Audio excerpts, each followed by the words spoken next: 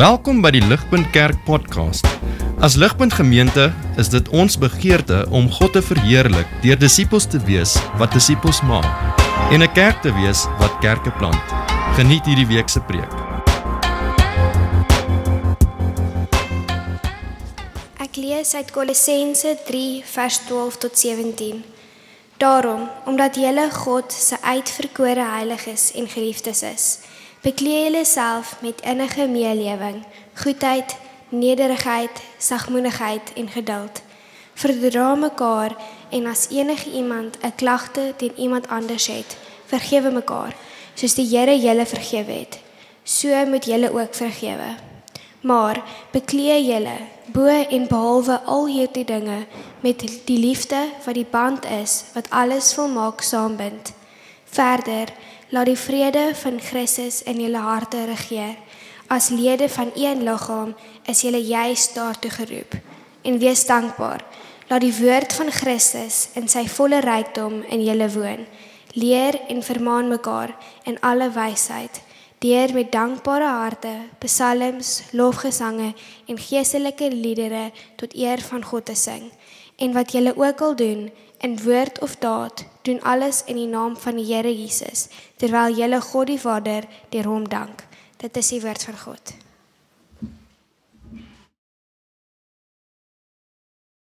Vriende, goeiemôre. Wat 'n voorreg om so omsingel te wees deur sulke jong, dapper kinders wat ons voorgaan in gebed en skriflesing. Dankie Anna en dankie Anay. Julle mag dalk agtergekom het vanoggend is hier 'n bietjie meer kinders en ons is 'n klein bietjie meer familie georiënteerd en dit is omdat ons by familietyd is vanoggend. So in ons reeks kwaliteit tyd of kwaliteit is ons vanoggend by familietyd. En so dis vir ons 'n groot voorreg om die kinders hier te hê. Ons kadette is vanoggend hier. Welkom aan julle en ons ligmag oudjies is ook hier vanoggend. Welkom aan julle en julle is hier want ons gaan julle ouers leer oor familietyd en dan moet julle asseblief aanspreeklik hou. Julle moet hulle herinner wat ons hulle vandag leer. En so dis opwindend. Ek het heelwat tyd gespandeer aan hierdie ding. En ek vertrou die Here is ons genadig wees in die hoeveelheid materiaal wat ek graag vandag wil kommunikeer. Maar as dit te veel is, hierdie boek is uitstekend. As julle op oesreste is, Johannes Doenser se boeke is die moeite werd om te koop. Hierdie boek se naam is Disciplines of a Godly Family. En wat dit opwindend maak is, dit is 'n geweldige Bybelse boek, maar dit is ook 'n baie ryk boek, is 'n warm boek. So die eerste gedeelte is Building a Family, so hoe om dit lekker te maak om 'n familie te wees. Dan Spirituality, hoe om in ons kinders geestelik in te ploeg. En dan Everyday Living. En hier is soveel waardevolle goed. As ons kinders het byvoorbeeld hierdie week die maniere gedeelte aan tafel het ons dit gelees. Hoe lyk tafelmaniere en hoe lyk die gesprek rondom die tafel? En die oomblik toe daar 'n klein bietjie meer struktuur is, toe is dit vir almal baie meer vreugdevol. En so hierdie boek kan ek baie sterk aanbeveel as 'n ryk teologiese en praktiese boek. R. Kent Hughes, The Disciplines of a Godly Man, ook geskryf vir die wat dit ken. En daar is, ja, hy's 'n great ou, hy en sy vrou het hierdie saam gedoen, so is nog beter as, hy doen meeste van sy boeke saam met sy vrou, dink ek. Maar dit is baie goed. En dan is daar, hier's 'n ander ene wat ek ook net vinnig wil aanbeveel. The World Needs a Father, 'n klompie van ons doen dit. Dit is nie van dieselfde gehalte teologies sou ek sê nie, met alle respek. Maar dit is baie prakties en dit help jou om na jouself te kyk in die manier waarop jy optree teenoor jou kinders en die manier waarop jy optree in jou wêreld. En so dit forceer jou 'n klein bietjie om besluite te neem. En dis hoekom hierdie The World Needs a Father van Cassie Carstens 'n baie goeie boek is om te oorweeg. Okay. Dis 'n paar afkondigings. Kom ons bid en vra dat die Here ons genadig sal wees voordat ons in vandag se teks induik. Kom ons bid saam. Vader, ons dankie vir vanoggend. Ons dankie dat U hier is vanoggend. U is vanoggend deur die Gees in ons midde.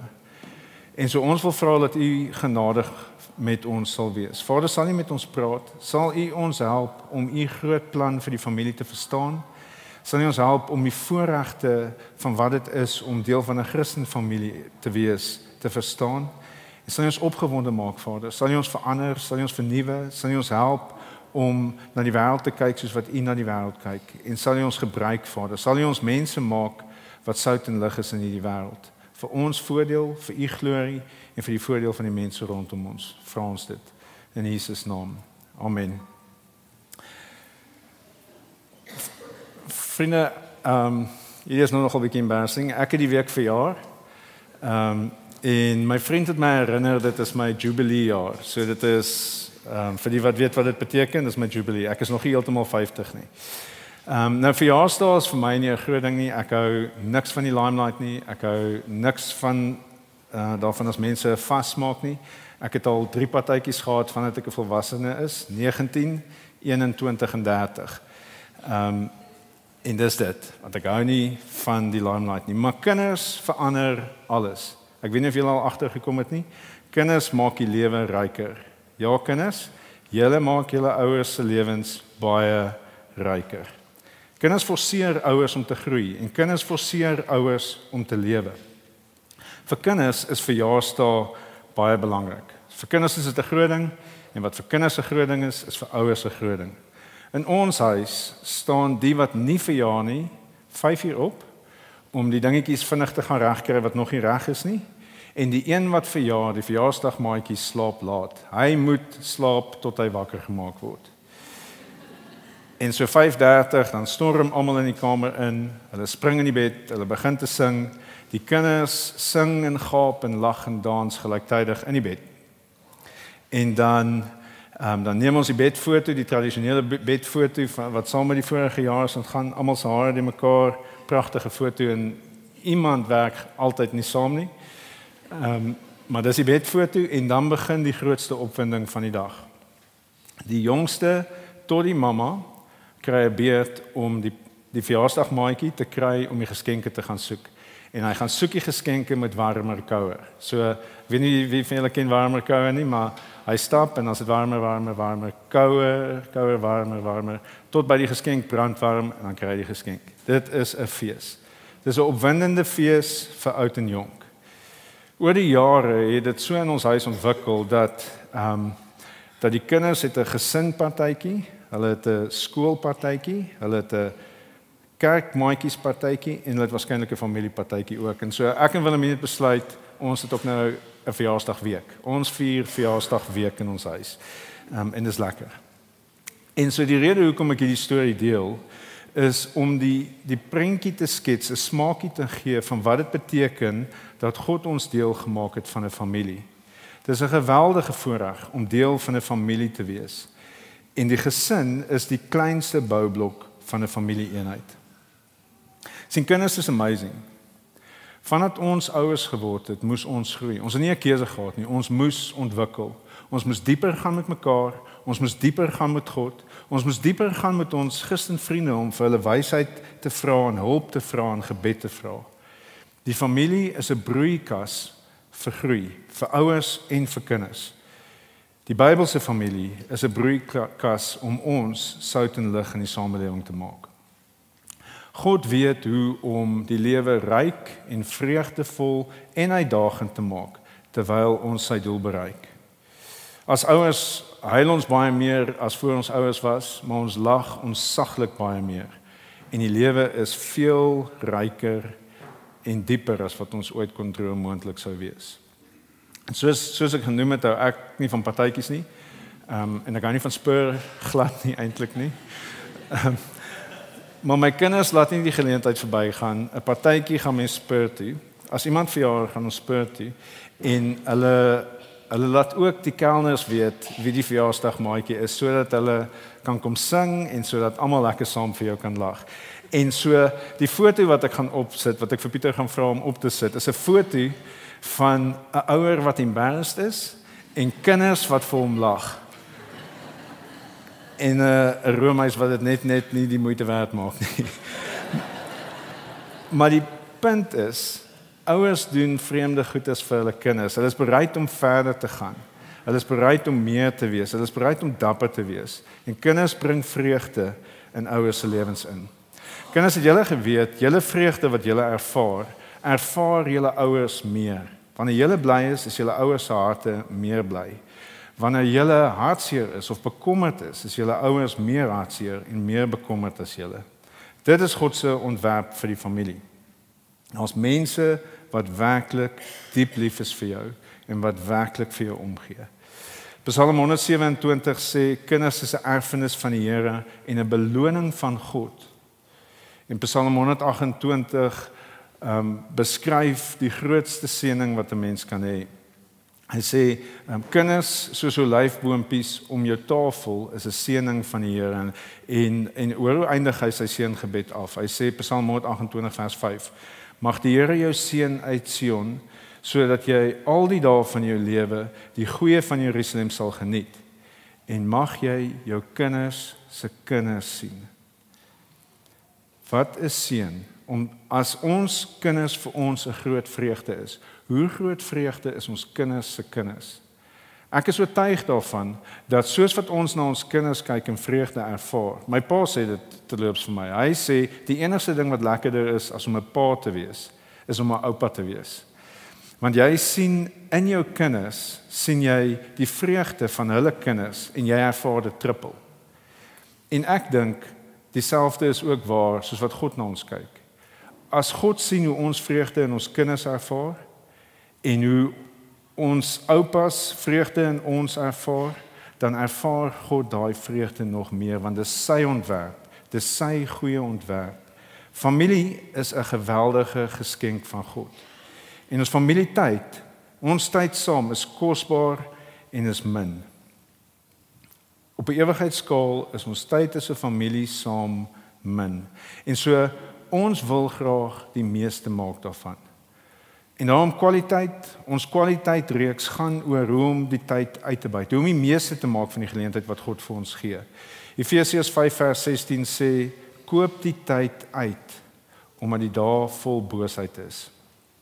En so die vraag wat ons vandag eenvoudig wil beantwoord, is hoe maak ons die meeste van ons familietyd?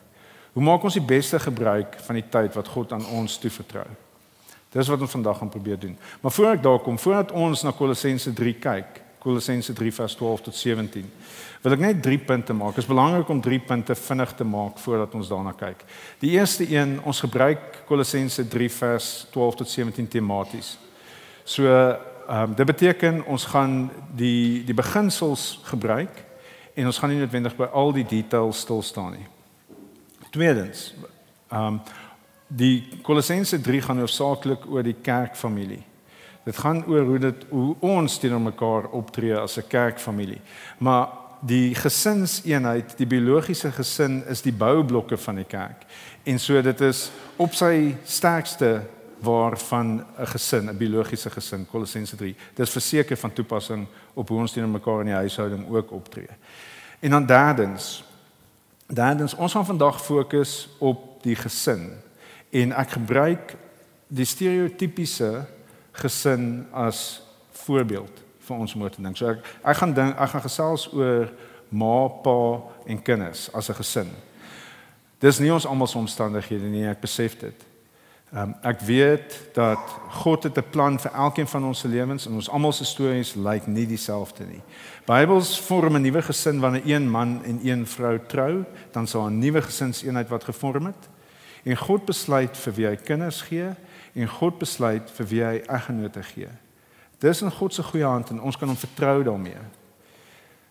God stap met elkeen van ons 'n unieke pad, al lyk ons stories anderster. Hy is ewe lief vir elkeen van sy kinders en hy weet hoe om ons lewens te vorm sodat ons lewens in sy koninkryk en in sy oë sinvol is en bevredigend is. Mense soos Paulus en ander is sonder eggenoot en sonder kinders.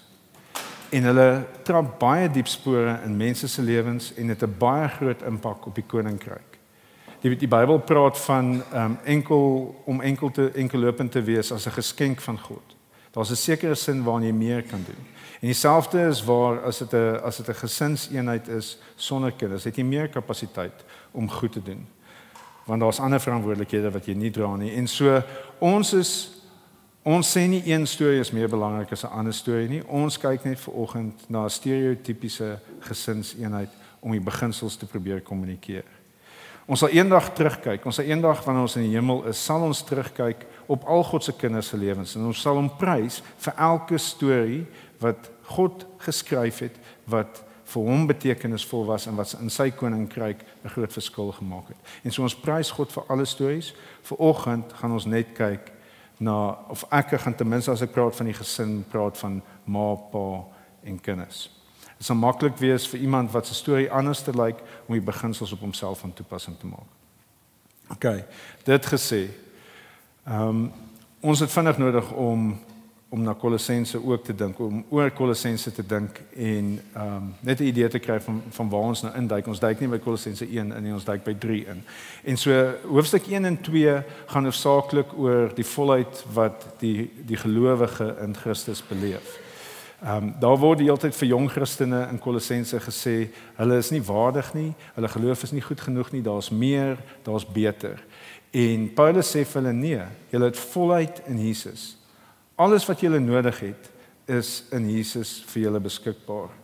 Kolossense 3 vers 4 sê, wanneer Christus verskyn, hy wat julle lewe is, sal julle ook saam met hom in heerlikheid verskyn.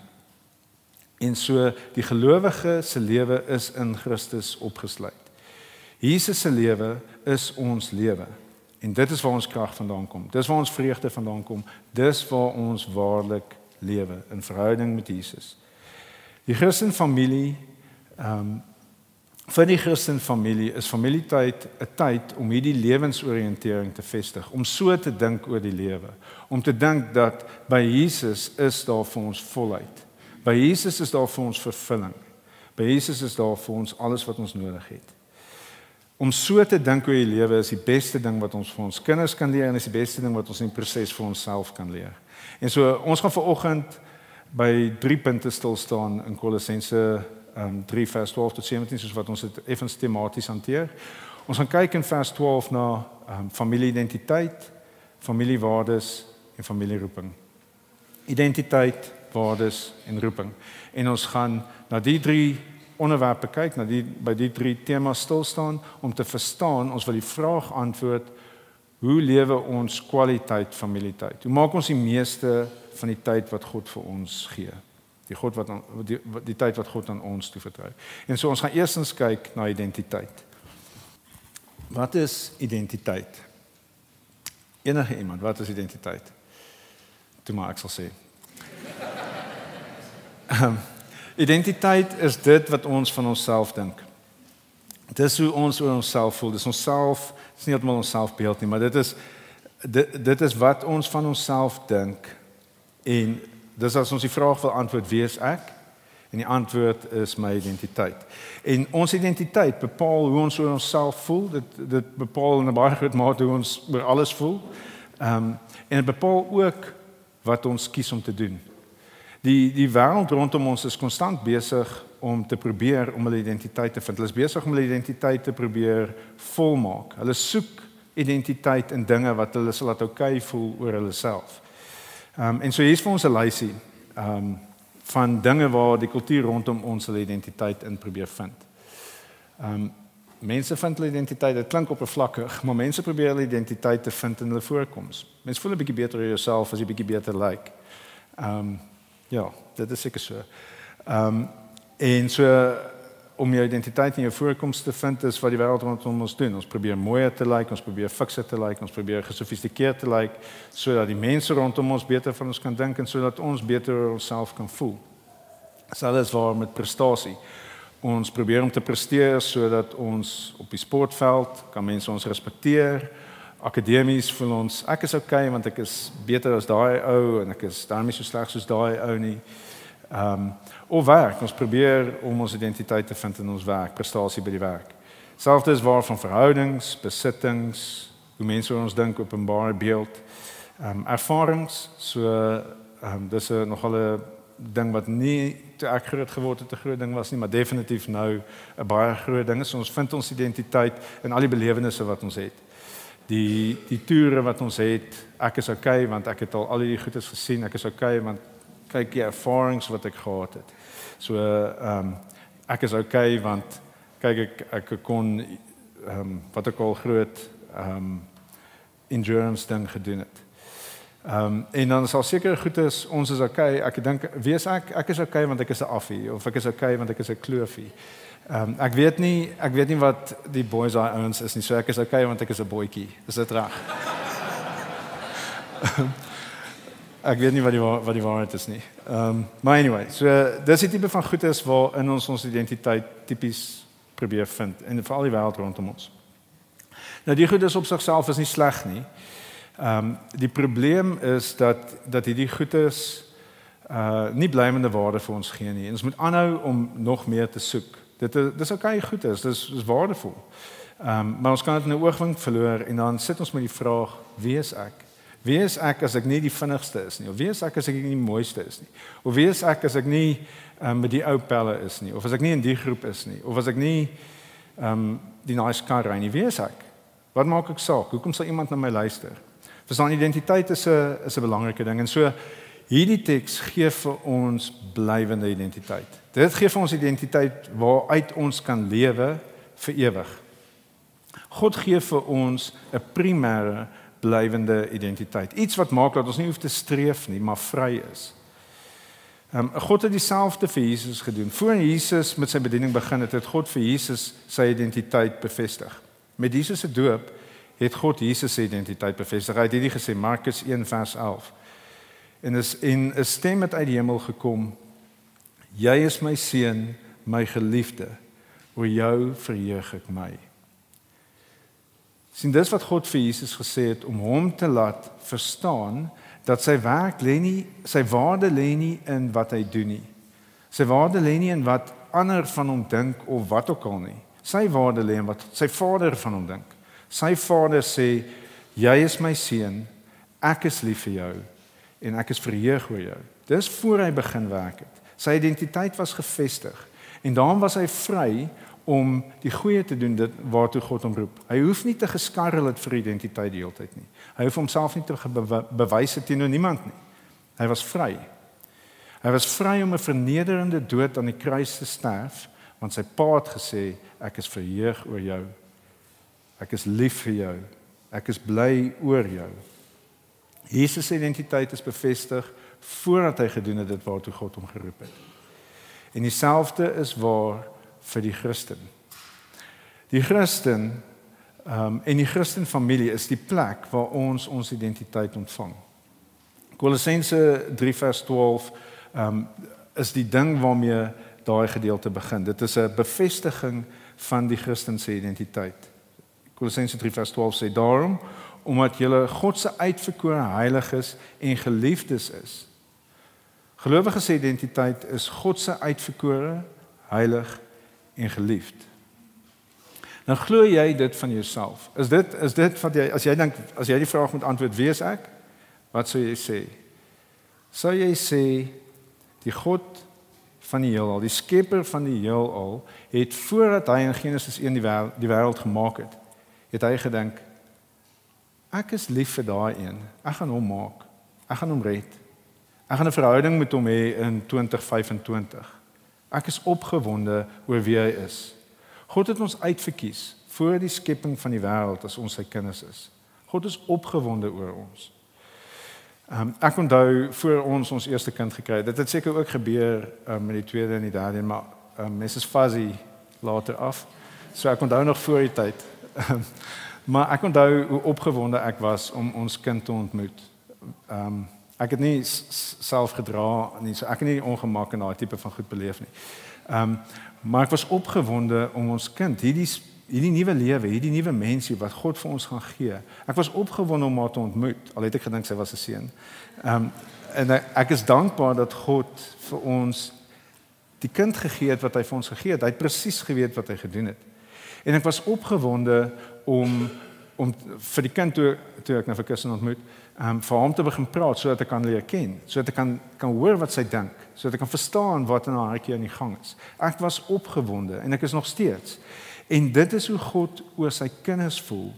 Dis hoe hy oor ons voel, maar hy het lank gewag voordat hy ons ontmoet het en voordat ons met hom begin praat het. God het ons uitverkies voor die skepping van die wêreld. Dit is iets wat ons identiteit kan vorm. God is opgewonde oor ons. Die skepper van die heelal het ons uitverkies vir 'n verhouding met hom. Hy is opgewonde oor ons. Hy is elke dag by ons. Hy geniet dit om van ons te hoor. En hy is bly ons is vandag hier om van hom te hoor. En so die eerste ding wat ons identiteit vorm is ons is uitverkies. Die tweede ding ons is heilig. Heilig is, Poene het ook laasweek gesê, heilig beteken ons is afgesonder vir God. Ons lewens is kosbaar. Dit is iets besonders en dit is toegewyd aan God. En so ons lewens rig ons in omdat ons kosbaar is vir God. Niks wat ons doen maak sin as dit nie vir God vreugde bring nie, want ons is heilig, ons is syne. En ons lewens maak net sin wanneer ons dit vir hom lewe. Ons is heilig. En derdens vind ons identiteit in die feit dat ons geliefd is. Ons het reeds 'n bietjie daaroor gedink. Een van die wonders van familie wees is ons ervaar in die familie 'n klein smaakie van God se liefde. Ouers, het julle al ooit gewonder hoekom julle lief is vir julle kinders? Enige iemand al gewonder hoekom is jy lief vir jou kinders? Hoekom is jy bereid om soveel dinge vir hulle prys te gee?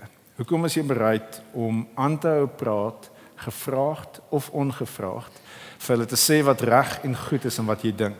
Hoekom is jy bereid om dit te doen? Want jy is lief vir hulle. Jy wil die beste vir hulle hê. Jy wil hê hulle moet mense wees wat hulle potensiaal kan bereik en wat kan staan in die samelewing. Ons is lief vir ons kinders want God het ons lief gemaak vir ons kinders. God het waarde in ons kinders geplaas en hy het ons gehelp om daai waarde te erken en dit te probeer te laat ontkiem en te laat floreer. Ouers is lief vir hulle kinders want God maak hulle lief vir hulle kinders. Dis 'n smaakie van God se liefde vir ons. Ons liefde vir ons kinders is 'n smaakie van God se liefde vir ons. En is 'n fraksie van God se liefde vir ons. God se liefde vir ons, God se kapasiteit vir lief hê is aansienlik groter as ons. God se liefde is nie gebaseer op wie ons is nie, maar op wie God is. God is liefde. God se wese is om sy skepping lief te hê.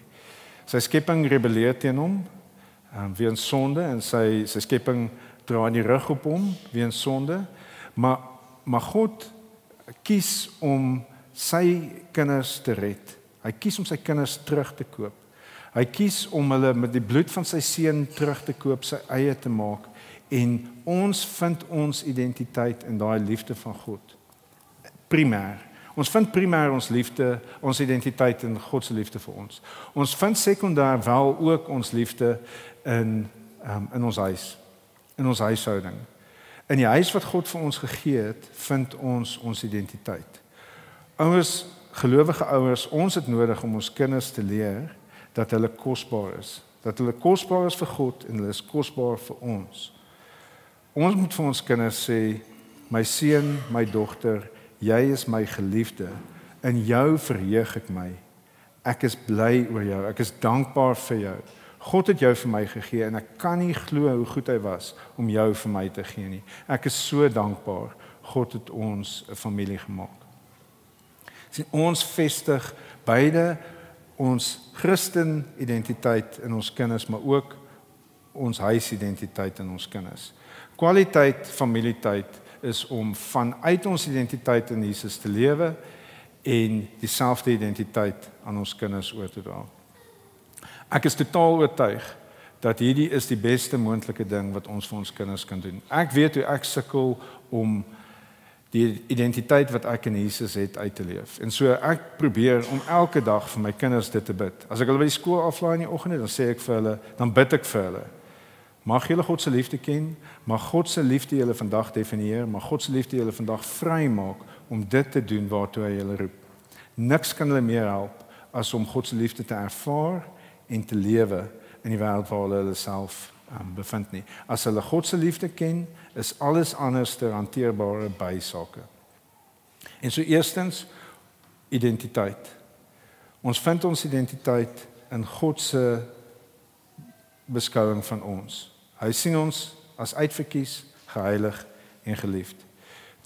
Tweedens, die tweede manier waarop ons familietyd die kan uitkoop, die beste kan maak van ons familietyd saam, is om die familiewaardes te leer. Die familiewaardes van die kerk en die familiewaardes is dieselfde familiewaardes wat in ons huishoudings behoort te wees. Cassie Carsons in sy boek noem familiewaardes the filters of our decisions and the pivots of our behavior. So waardes bepaal wat vir ons belangrik is, ons waardes bepaal die besluite wat ons neem en die gedrag wat ons dan uitvoer. Dis dieselfde as wat die hart van vol is, loop die mond van oor, maar ook loop die dade van oor, wat ons hart van vol is. Spreuke 4 vers 23 sê, bewaak jou hart meer as enige iets wat bewaar word, want daaruit ontspring die lewe. Ons lewe uit ons harte uit. Dit wat in ons harte is, dit kom uit. Paul Tripp se ouerskapkursus is gebou op hierdie beginsel van hierdie versie. Shepherding a child's heart is die idee dat wat ons liefhet, so lewe ons. En so ons wil ons kinders leer om lief te hê dit wat God liefhet. Ons wil vir ons kinders Bybelse waarhede leer, Bybelse waardes leer. En onthou, ons kinders is soos 'n spieël van ons. Ek weet nie wie van julle al gehoor het hoe julle kinders met mekaar praat as hulle ongeduldig is nie. Ek kan jou beloof, ek kan myself hoor in hoe my kinders met mekaar praat. Ons kinders hou 'n spieël op van wat vir ons belangrik is.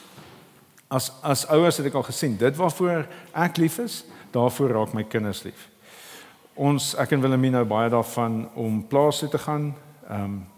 Ons hou van die stilte en die vrede en die natuur.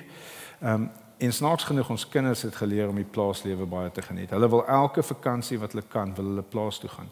Dit wat vir ons lief is, daarvoor raak ons kinders lief. En dieselfde is waar vir ons waardes. Dit wat ons hoog op prys stel, dit raak vir ons kinders belangrik. As gemak vir jou 'n waarde is, as gemak vir jou baie belangrik is, dan leer jou kinders dit soos blits aan. As jy 'n liefde vir geld het, 'n liefde vir baie geld en dit wat dit vir jou kan beteken, dan kan jy weet jou kinders is besig om dit te leer. Alle families het waardes. Ek dink net nie ons is altyd baie duidelik oor wat ons waardes is nie. Ons gaan baie keer maar net aan. Dis waar die blou boek The World Needs a Father goed is. Hy help jou om jou waardes te definieer.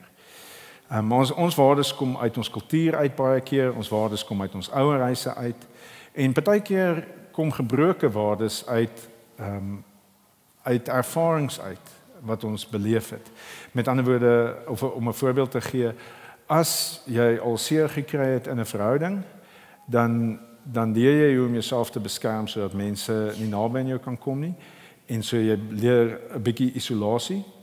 En so isolasie of om veilig te wees is om onnodig veilig te wees binne in verhoudings is vir jou 'n waarde en is 'n gebroke waarde wat jou isoleer van ander mense af.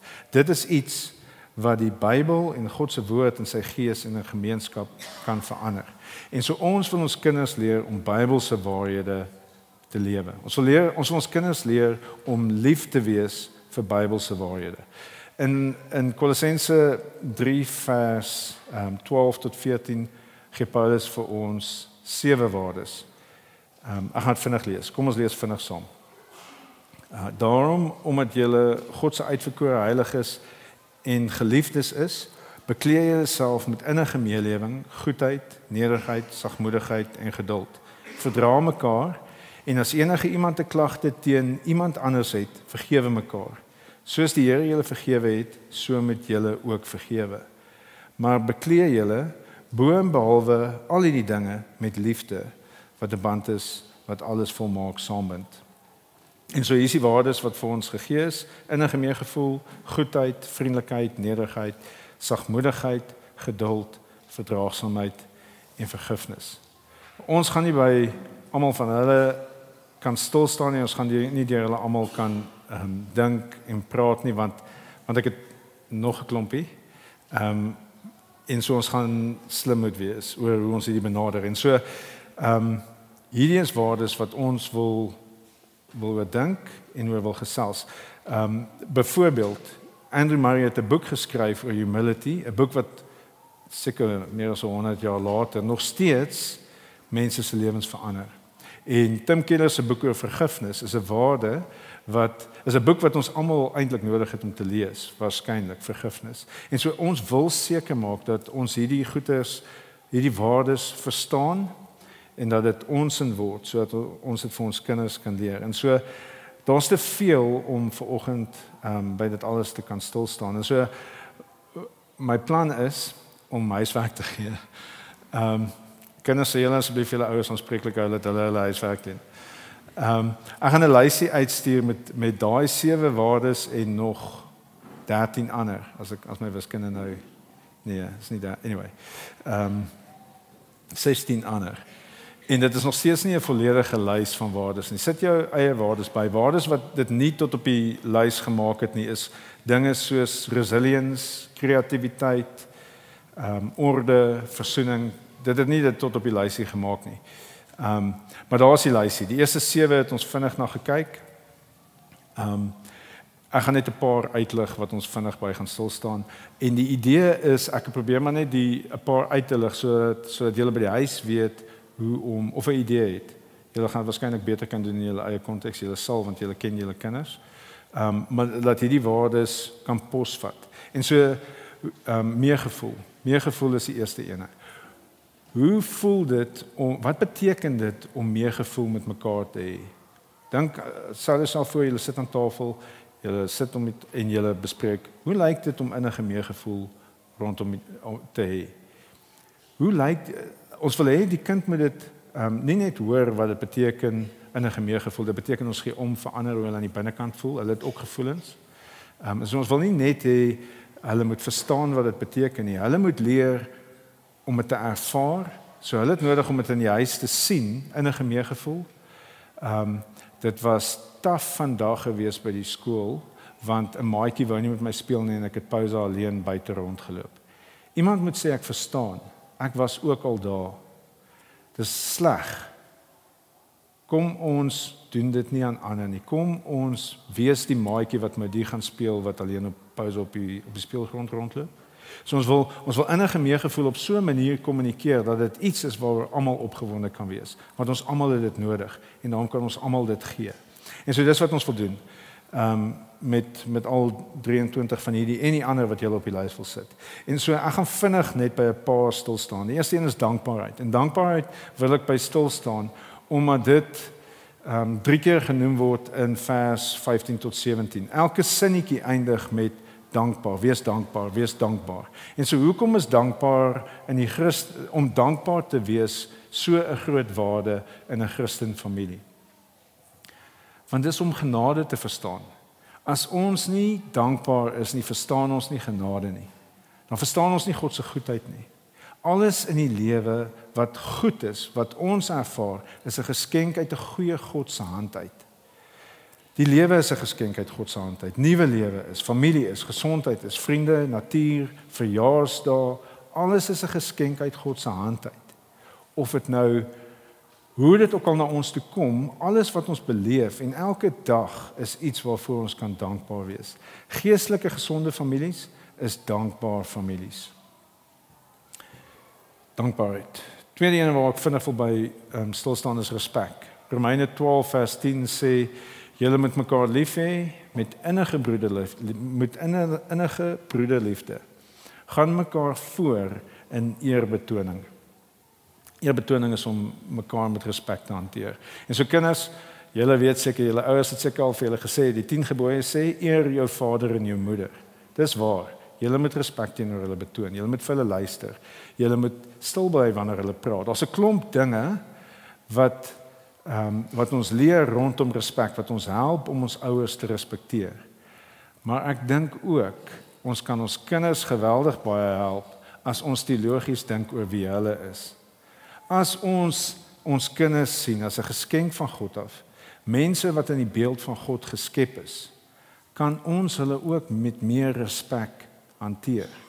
Ons is veronderstel om altyd met respek met ons kinders te praat. Ons mag nooit ons kinders boelie nie. Ons mag nooit net vrye teels gee aan ons emosies as dit kom by hoe ons met ons kinders praat nie. Ons het nodig om respek te betoon teenoor ons kinders, sodat hulle kan leer hoe om respek teenoor ons te betoon. Integriteit. Daai beginsel is integriteit. Daai beginsel van dit wat ek sê, dit moet ek doen ook, dit is integriteit.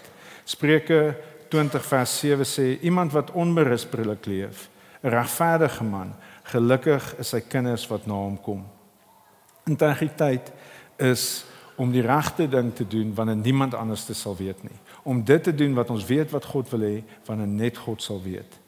Dit is wanneer jou ja's en jou nee is. Ons wil daai waarde najag.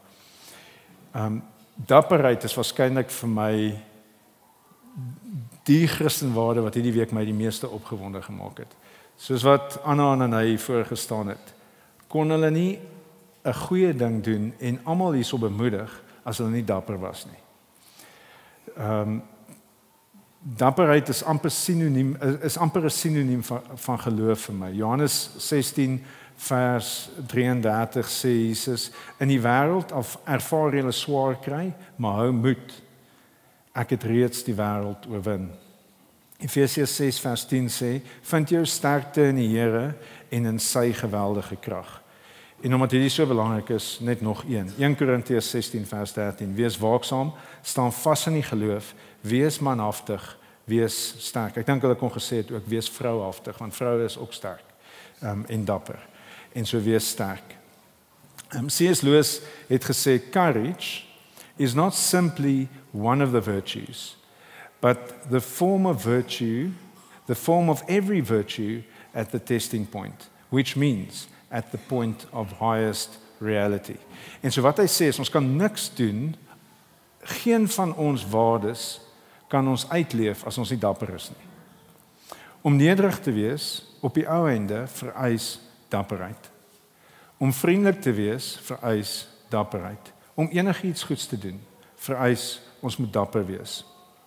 Om 'n besigheid te begin, moet ons dapper wees. Om 'n bediening te begin, moet ons dapper wees. Om te studeer, moet ons dapper wees. Om werk toe te gaan, moet ons dapper wees. Om te trou, moet ons dapper wees. Om kinders te kry, moet ons baie dapper wees. So ons is met 'n ernstige punt nodig. Maar humor help om ernstige punte te kommunikeer. En so hierdie sportprentjie het gister in my inbox verskyn. En so hierdie sportprentjie sê ons moet dapper wees om in Suid-Afrika te kan bly. In die middel staan ons president en hy sê ek is nie besig om enigiets te sê oor mense wat asylum gaan soek het nie. Ek is niks besig om enigiets van dit te sê nie.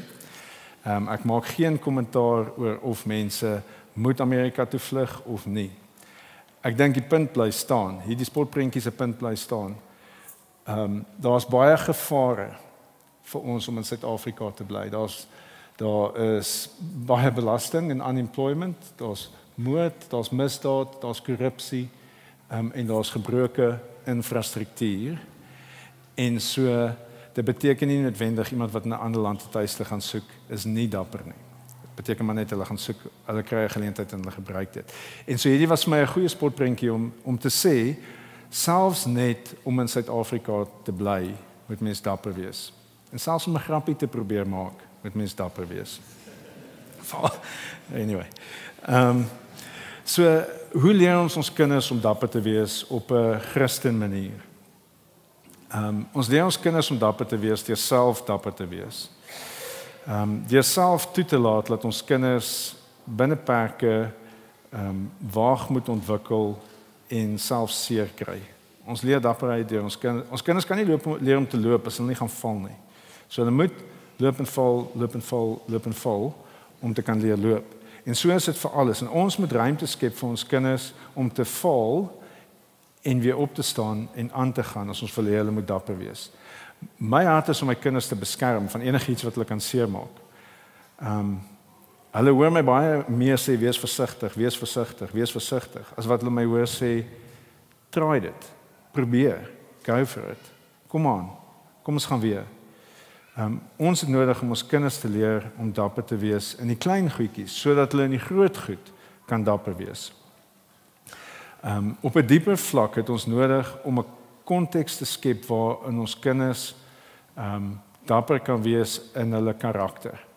So hulle is dapper in praktiese goedes, hulle leer hoe om okay te wees met onveilig voel en aan te gaan, maar dan het hulle nodig om in hulle waardes dapper te wees. En so ons moet vir hulle konteks skep waar hulle dit kan oefen. Ons moet ons kinders aanspoor om vir ons uit te wys wanneer ons nie volgens ons waardes lewe nie. Ons moet hulle, om 'n moderne term te gebruik, ons moet hulle leer to speak the truth to power. To speak truth to power. Ons is daai power. En so ons moet vir ons kinders leer om te sê, Papa, ek voel nie gerespekteer as jy so op jou foon kyk terwyl ek met jou praat nie. Of, Papa, ek dink nie jy was nou baie geduldig met die tannie in die winkel nie. Sien, ons moet ons kinders leer om volgens hulle waardes te lewe en vir hulle ruimte gee om dapper te wees om te ontwikkel. Dapperheid. Ons is amper daar, hoopvolheid. In 'n siniese wêreld, hoe 'n geweldige lig is 'n hoopvolle persoon. In 'n wêreld waar mense geneig is om te kla en te murmureer, goeie Afrikaanse woord, hoe geweldige hoe anderste kan ons wees as ons eenvoudig Christen is en 'n hoopvolle karakter het. Romeine 15 vers 13 sê, mag die God van hoop julle deur julle geloof met alle blydskap en vrede vervul, sodat julle hoop oorvloedig kan wees deur die krag van die Heilige Gees. Vriende, ek is bevrees, dis nie vir ons wat Christene is bestem om sinies of pessimisties te wees nie, oor niks nie. Ons dien 'n magtige God. Paulus noem hom die God van hoop. Ons het altyd hoop. Ons het altyd hoop. En ons lewe as mense van hoop en ons wil ons kinders leer om kinders te wees wat altyd hoop het. Ons het hoop want Jesus het oorwin. Hier's 'n lys wat ek vinniger deur die waardes gaan hardloop. Ek wil net noem. Daar's eintlik soveel om te sê oor elkeen van hulle. Maar ek gaan hulle noem en hopelik kan julle by die huis die werk gaan doen. Verantwoordelikheid, vrygewigheid, gasvryheid. Gelukkig sal Poen volgende week, ek dink is volgende week wat hy praat oor gasvryheid as 'n waarde in 'n Christenfamilie. Eerlikheid, vertroue, geregtigheid, barmhartigheid. En eenheid. Geregtigheid is so mooi en ek gaan lees in die Engels Micah 6 vers 8. So belangrik. Dis wat God van ons wil hê. Nou gaan ek dit nie kan quote in Engels of in Afrikaans nie. Gaan lees Micah 6 vers 10. Dit is wat die Here van ons wil hê is om wie gaan dit vir ons quote? Micah 6 om wees en wees te versorg, maar dit is to seek justice, to love mercy and to walk humbly before our God. Dit is wat God van ons verwag, om justice te hê, om weer wees te versorg as deel van jou. Om opbouend te wees is 'n waarde wat ons by moed stil staan. Ons woorde maak so baie saak. Ons ingesteldheid teenoor mekaar maak so geweldig baie saak. Hoor Efesiërs 4 vers 29. Hierdie is so belangrik vir wie ons is as Christenfamilies. Nie 'n enkele afbreekende woord moet uit julle mond kom nie. Maar eerder 'n woord wat goed is vir noodsaaklike opbou, sodat dit voordeel mag bring vir diegene wat dit hoor. En Spreuke 16 vers 24. Vriendelike woorde is 'n heuningkoek wat oorloop, soet vir die keel en helend vir die gebeente. Ons het woorde gekry om opbouend te wees. Dis waarvoor ons woorde het. Ons woorde is opbouend. Ons wêreld is vol kritiek. Ons wêreld is 'n wêreld wat nou 'n cancel culture geword het. Dit beteken nie ons kanselleer ons afsprake baie maklik nie. Dis wat ek gedink dit beteken. Ons vind iets beters om te doen en dan kanselleer ons doen nie beter ding of ons bly by die huis want ons is nie lus nie. Cancel culture beteken nie dit nie. Dit beteken as iemand iets sê, dan haal jy hom uit. Dan maak jy hom belaglik. Dan val jy sy karakter aan. Dis die wêreld waarin ons onsself bevind, waar mense op social media mekaar vernietig. Ons is mense wat woorde gekry het wat opbouend is. Ons bou mekaar op. Ons leer ons kinders om mekaar op te bou. Ons leer ons kinders om woorde van genade teenoor mekaar te spreek en vir mekaar hoop te gee soos wat ons opbouend is. Ons wil die waarheid praat, ons wil die waarheid in liefde praat. Ek hoop hierdie is die laaste een waarby ek is. Gedissiplineerd. Ek gaan vinnig nog gedissiplineerd doen en dan gaan ek aanskiep na die einde toe. Gedissiplineerdheid, 2 Timoteus 1 vers 7. God het ons tog nie 'n gees van vreesagtigheid gegee nie, maar van krag en liefde en selfbeheersing. Daar is niks goeds wat ons kan doen sonder selfbeheersing nie. Ons kan niks amper eers geniet sonder selfbeheersing nie. Ons kan nie die goeie gawes wat God vir ons gee geniet sonder selfdissipline nie. Ons kan nie kos geniet sonder selfdissipline nie. Ons kan nie vryheid geniet sonder selfdissipline nie. Ons kan nie vriende geniet sonder selfdissipline nie. Ons kan nie ouerskap geniet sonder selfdissipline. Ons kan nie werk geniet sonder selfdissipline. Selfdissipline is 'n vrug van die Gees en is 'n waarde wat ons moet kweek in ons eie lewens en is 'n waarde wat ons vir ons kinders moet leer. Die heel laaste een is liefde. Ons kan al hierdie goedes doen. Vers 14 sê op 'n teksplaatjies, maar beklee julle boonbehalwe al hierdie dinge met die liefde wat die band is wat alles volmaak saambind. So al hierdie waardes vind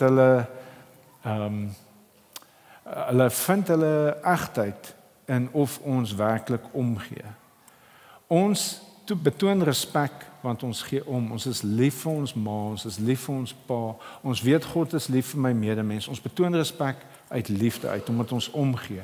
Al hierdie goeders, al hierdie waardes wat ons graag verlewe, kom uit 'n plek van liefde uit of dit is nutteloos. En so hoe lyk 'n gesin wat hierdie waardes lewe, wat Bybelse waardes lewe? 'n Gesin wat Bybelse waardes lewe is 'n lekker plek. Is 'n lekker gesin. Is 'n veilige gesin. Is 'n gesin wat lekker is om van deel te wees. Is 'n plek waarna toe jy wil teruggaan. Is 'n plek waar jy groei. Is 'n plek waar jy kan wees. 'n Gesin wat 'n familie wat Bybelse waardes lewe is 'n lekker plek. Dis ook 'n plek wat God gelukkig maak. Dis 'n plek wat vir God glorie bring. Dis 'n plek wat vir God in 'n duister wêreld lig laat uitskyn. Dis 'n plek waar die samelewing 'n verskil kan sien en wat hulle kan sien hoe lyk mense wat hulle God ken en wat vir hom lewe. Ek gaan baie vinnig net 'n kontras stel tussen die Bybelse waardes en die wêreldse waardes. En ek hoop dit sal baie duidelik wees hoe anderster dit is. En so as ons kyk na innige meegevoel, Pieter, jy kan vir ons daai lys opsit. Ek gaan net 'n paar kies. Innige meegevoel om reg vir mense om te gee hoe mense rondom jou voel en tyd vir hulle te hê of selfsugtig te wees of indifferent te wees. Ons kultuur is indifferent. Hulle gee nie om nie. Gaan net om myself. Maak nie saak wat ander mense dink nie. Vriendelikheid, die kultuur is okay met hardheid of onsensitiwiteit. Nederigheid, ons kultuur is heeltemal fyn met selfbevordering.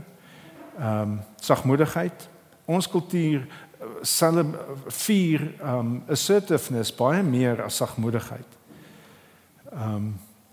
En so kan ons aangaan. Geduld of instant gratification, verdraagsaamheid of onverdraagsaamheid, intolerance, vergifnis of wraak of grudges, opbouend of kritiek, eenheid of verdeling, liefde of selfsug, dankbaarheid of entitlement. Ek het na 'n klompie van hulle gaan kyk. As ek deur hulle almal gelees het, sou julle die mag gevoel het van hoe dit lyk om ander waardes aan te hang. Hoe lyk 'n familie in 'n samelewing wat ander waardes aanhang?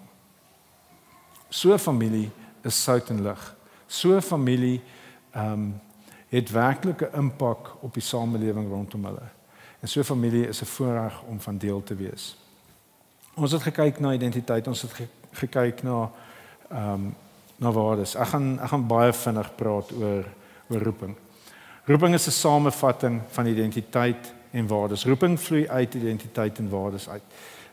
Roeping is in vers 15 tot 17. Vers 15 en 16 kom van binne en dit leef na buite toe. So omdat ons ons identiteit in Jesus ken. So vers 15 sê, laat die vrede van Christus in julle harte regeer. So ons weet wie ons is. Ons is dankbaar dat ons vrede met God het. Ons lewens is veilig. Ons harte is vol. Ons laat die roeping is om die vrede van Christus in ons harte te laat heers, sodat ons dit kan uitleef vir ander. Ons is veilige mense vir ander mense as ons veilig is in Christus. As die vrede van Christus in ons harte regeer, dan is ons nie opvleend nie, ons is nie defensive nie, ons is veilig vir mense wanneer ons veilig is in Jesus. Vers 16 sê, laat die woord van Christus in sy volle rykdom in julle woon. Weer eens, die woord woon in ons en dan lewe ons lewens van aanbidding uit. So ons lewe die woord, ons dink oor Jesus se gelykenisse, ons dink wat Jesus vir ons leer, ons dink oor God se karakter, ons praat daaroor as 'n gesin en dan lewe ons lewens van aanbidding. Dit maak vir ons sin om vir God te lewe as God dit waardig is. As ons kan sien wat God vir ons doen, as ons lewens 'n getuienis is van sy genade, dan leef ons uit. En dan die laaste ene, vers 17, en wat julle ook al doen, in woord of daad, doen dit alles in die naam van die Here Jesus Christus. En so met ander woorde, ons lewens, alles wat ons het, behoort aan Jesus, en maak nie saak wat ons doen nie, ons lewe vir hom. Dis die wêreldbeskouing wat ons graag vir ons kinders wil leer. Familietyd is kwaliteit familietyd, wanneer ons kinders leer om vir die Here te lewe, want hulle kan dit in ons lewens sien. Hulle kan sien waar ons identiteit is, hulle kan sien wat ons waardesisteem is, en hulle weet wat hulle roeping is. Psalm 34 sê hierdie, ek dink ek gaan dit doen, my kinders is nie hier nie, maar hulle met my vrou se my aanspreeklik hou. Psalm 34 sê hierdie, en ek dink ons almal moet dit in ons huise opsit, die van ons wat Christen families is. Psalm 34 vers 4, maak saam met my die naam van die Here groot, ja, laat ons sy naam verheerlik. En mag ons kinders aan die einde saam met ons kan sê, Psalm 34 vers 9, beproef dit en ervaar. Die engel sê, taste and see, the Lord is good. Beproef dit en ervaar, die Here is goed, gelukkig is die mens wat by hom skuil. Kom ons bid saam. Vader, ons dankie, ons harte is nie altyd so dankbaar soos wat dit moes wees nie. Ons sien nie die wêreld altyd soos wat U dit sien nie. Ons het 'n verwronge beeld van ons, van U, van die samelewing rondom ons. Vader, ons het U genade nodig. Ons is behoeftig van U genade. Help ons om die wêreld te sien soos wat dit werklik is. Help ons om die wêreld te sien as een waar U 'n goeie skepper en onderhouer van die wêreld is. Waar U seun gegee het om ons met U te versoen, want ons is sondige mense. Maar Vader, help ons om U liefde te ken, om werklik ons identiteit te vind in die liefde, sodat ons toenemend U waardes kan uitlewe, die waardes wat U vir ons gee in die woord. Help ons om dit uit te lewe, sodat ons mense kan wees wat vir Jesus lewe. Vader, ons weet in ons diepste binneste, dit is die beste. Dit is die dinge wat ons lewens sal sinvol maak, dit is die dinge wat ons lewens 'n verskil sal laat maak, en dit is die dinge wat U naam sal groot maak. Vader, dis ons hart se diepste begeerte. En so Vader, help ons met dit. Help ons om getrou te wees as ouers, help ons om gehoorsaam en getrou te wees as kinders, en help ons om werklik die liefde te ken. Ons vra dit in Jesus se wonderlike naam. Amen. Vir meer inligting oor Ligpunt Kerk, besoek gerus ons webwerf op www.ligpunt.com of kontak ons gerus by info@ligpunt.com.